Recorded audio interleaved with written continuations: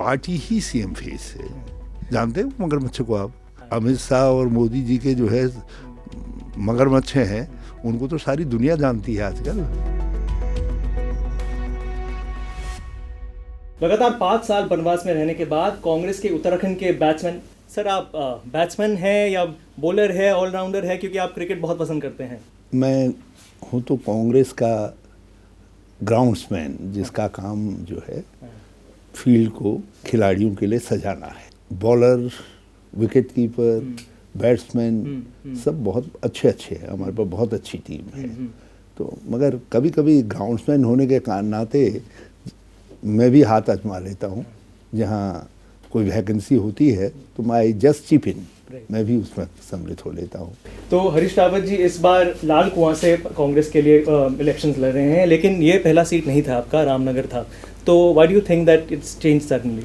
It's a party decision and in fact ये जो लाल कुआं है, ये हल्द्वानी लाल कुआं ये उत्तराखंड का हृदय स्थल है, कुमाऊं संभाग का। पार्टी ने स्ट्रेटेजिकली ये महसूस किया कि I should contest, if I am contesting from foot hills, Ramnagar के फुट हिल के बजाय उन्होंने हल्द्वानी के नज़दीक लाल कुआं के फुट हिल से मुझसे लड़ने के लिए कह दिया। स्पेकुलेशन ये है क्योंकि रामनगर वाली जो सीट थी वो थोड़ी कंटेस्टेड थी in terms of with in ticket distribution with in the party, तो वो खाली प्रोपेगेंडा, कोई ऐसी बात नहीं, उसकी वजह से चेंज नहीं हुई। ना वो ऐसा कुछ नहीं है। पार्टी ने इवेल्युएट किया, कुछ जगहों से आवाज़ें उठ गई थी, जैसे होता है जब ये टिकट का वितरण होता है, कुछ आवाज़ें उठी तो पार्टी ने इवेल्युएट किया कि अब क्या करना चाहिए, तो उन्होंने सीटों की रीपैकेजिंग कर दी। उस रीपैकेजिंग में मुझे आदेश हुआ लाल कुआं के लिए। मैंने लाल कुआं के नेतागणों से पूछा, मैं बिना पूछे नहीं आया। रिलीजियस टॉलरेंस बहुत इंपॉर्टेंट पार्ट है किसी भी गवर्नमेंट का, किसी भी स्टेट का। जैसे हरिद्वार में धर्म संसद में जैसी चीज़ें बोली गई, व्हाट डू यू थिंक, आपको लगता है कि इनएक्शन हुआ है? महापाप किया। मेरी गंगा जो सबको शीतल करती है, हरिद्वार जहाँ अमृत वर्षा, वो तो शीतल स्थान है, सहिष्णुता पैदा करता है।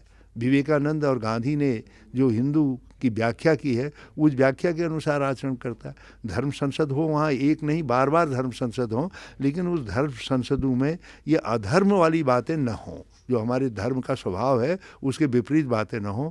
वहाँ असहिष्णुता, हिंसा, घृणा की जो बातें हुई है, उससे हरिद्वार बहुत व्यथित हुआ है।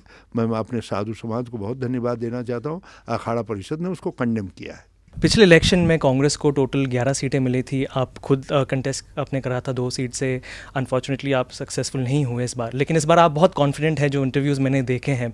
इसका कारण क्या है? भाई 2 बड़े बेईमानी भरे नारे लगे 2017 में।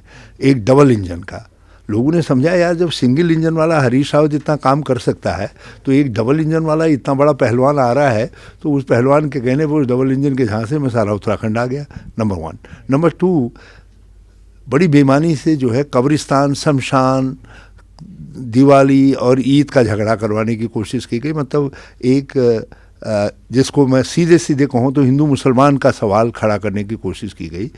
तो उत्तर प्रदेश में जो आंधी चली, उसमें उत्तराखंड स्वाभाविक रूप से, क्योंकि वहाँ की राजनीति से प्रभावित होता है, निकल गया। लेकिन इस बार नहीं होगा क्या? हाँ, लोगों ने 1-2 साल बाद ये मानना शुरू किया कि नहीं, ये गलती हो गई है। तो आज जो कांग्रेस के लिए ज़बरदस्त माहौल है, ये 2014, 15, 16 में जो हमने बेहतरीन काम किया, उस काम के कारण जो है ये माहौल बना हुआ है। ऑन अ लाइटर नोट, जो मगरमच्छ छोड़े गए थे, क्या वो डिसअपीयर हो गए हैं या फिर अभी भी हैं? नहीं, वो मगरमच्छ तो स्थायी हैं। आज होम मिनिस्टर ने फिर अपने मगरमच्छ से कहा है तुम किधर हो। डरा, वहाँ डरा कर गए ना, 8 बार मेरा नाम लिया है उन्होंने, और उस मगरमच्छ का आह्वान किया है कि मगरमच्छ तुम आ क्यों नहीं रहे हो, ये हरीश रावत ऐसे कैसे तैर रहा है करके। जानते हो मगरमच्छ को आप? बताएंगे, आपने लिखा था नहीं, जो चुनाव रूपी समुद्र में जो अमित शाह और मोदी जी के जो है मगरमच्छ हैं, उनको तो सारी दुनिया जानती है आजकल।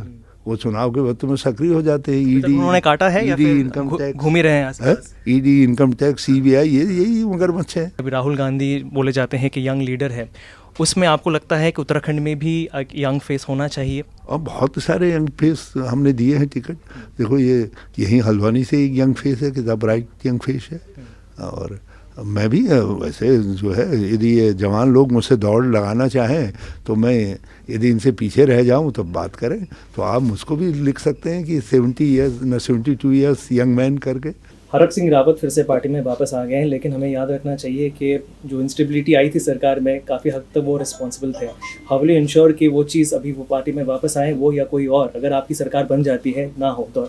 देखिए, जब डाकू को मौका मिलता है सुधरने का, कुछ सुधारता है, तो वो जो है ऋषि बन करके समाज मानवता का कल्याण करता है। यदि हरक सिंह जी ने ये समझा है, उन्होंने खुद कहा है कि लोकतंत्र के प्रति अपराध हुआ है मुझसे और अस्थिरता आई, राज्य का नुकसान हुआ है, मैं समाज बल्कि उन्होंने कहा हरीश रावत से क्षमा मांगता हूँ। हरीश रावत का तो कोई मतलब ही नहीं था, ये तो उत्तराखंड और हरक सिंह जी के बीच का सवाल था। उन्हें उत्तराखंड से कहा क्षमा, तो हम आ गए कांग्रेस के अंदर। अब हमारे कांग्रेस के महत्वपूर्ण नेता हैं, और मैं एक बात कह रहा हूँ, मेरे बड़े अच्छे मंत्री रहे। मैं ये नहीं कहूँगा कि मंत्री अच्छे नहीं रहे, बल्कि कुछ बड़े डुअर मंत्री थे, जो काम उनको बता दो तो वो उस काम को करके ले आते थे। तो मैं, इस बार आप कॉन्फिडेंट है, पार्टी कॉन्फिडेंट है, लेकिन सीएम फेस कौन है पार्टी का?